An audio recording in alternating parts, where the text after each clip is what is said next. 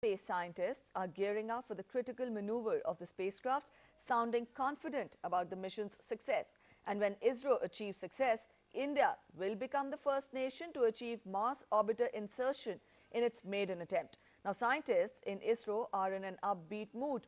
DD News correspondent Aisha Khanam spoke to the Mars Mission Program Director M. Annadurai about the Mangalyaan Yatra.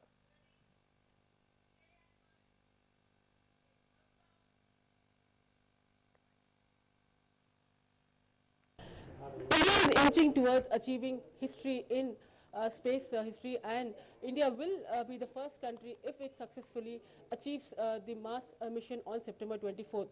Dozens of scientists have been working during this time ever since the launch of Mangalyaan, and now the D-Day is September 24th. I have with me the project director, Mr. Annadurai, who seemed to be quite excited about this entire mission. Mr. Annadurai, thank you for talking to Doordarshan. While all the Indians are excited about this big event, what is the anxiety that is going on in a scientist's mind right now that the September 24th is approaching? Okay, September 24th is approaching. All the preparatory works people have done it. And if you look at here, September 24th is a culmination of thousands of engineers and scientists, their efforts, how it goes through. And nearly 1 billion hearts are beating how the Martian first mission going to be around the Mars is concerned. So that way it's a nail-biting finish, because to the date, no country, no space agency, the first attempt has succeeded. So that is also another issue. But even though that is only the insight is, overall you look at here, all the systems have done well, and all the systems are working well, and nearly 90% of the journey is completed. So it is a final mile we are inching towards that. The anxiety is like a marathon race, the last mile you are running. It is something similar, it's happening. Right. So most of us know about these scientific missions through Star Trek movies and all these technological wonder movies. So what exactly are the tasks before you when you fire when you do this final firing, and from September 22nd onwards, what exactly happens, and 20 till 24th September, what do you achieve? Yeah, look at here, the mission of this caliber, we cannot wait everything for the 12th hour. Okay, we have to prepare ourselves, we have to make sure that everything is working okay.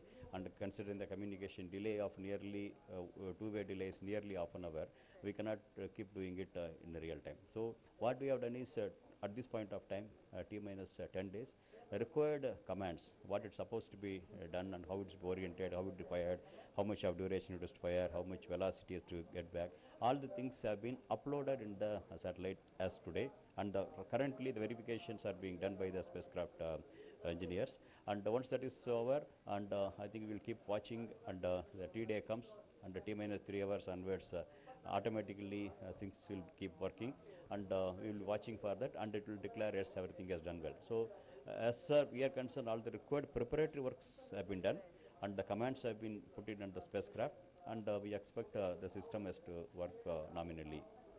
So what about the ground stations? There are 4 ground stations you said would be in functional during this time. So what is the role of these stations, and when do we get the first picture from Mars once your mission is completed?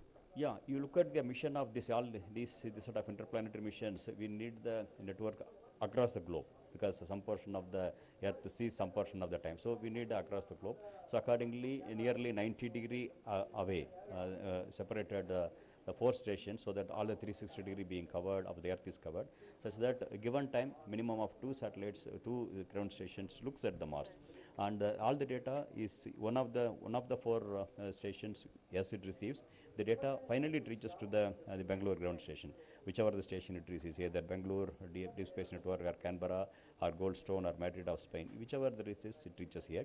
But after seeing the data and whatever response is required, I think commands also go from this particular control center, and but accordingly, whichever the station is looking at that time Mars, the command goes through that antenna. So this is the globally, this is the way systems works. Either it launches from Russia, or launches from US, or launches from Europe, or the China. The same thing happening here also. So that way, this is a part of all the global networks, including our Indian Deep Space Network of 32-meter antenna, is a part and parcel of the whole game. Right. So while all Indians and the scientists are very proud of this moment, there are still critics who question why was this necessary. What do you say? No, at this point of time, there is a question whether India can afford to have such a missions. But frankly speaking, whether India can afford not to have such a mission, I think one of our seniors they have already told that. Considering the requirements of the future science and considering the way in which we are implementing, and we are very economically very cost effective missions we are doing, and we are able to give very good opportunities to the challenging opportunities to our own people, not only the people who are today, and it gives things for the people for the future. So that way I feel it is a very good investment for the future of India is concerned, and I don't think so India can afford not to have such missions at this point of time. So One last question. There is a parallel mission going on by Maven US mission. What are the superiorities that we have compared to this mission, compared to this Maven? Is that going to clash anywhere with Indian mission? Is there any way that that will come in the way of your study with your own mission? no, I don't think so, because I don't think it's correct to compare these two missions, because they are in this field for quite some time.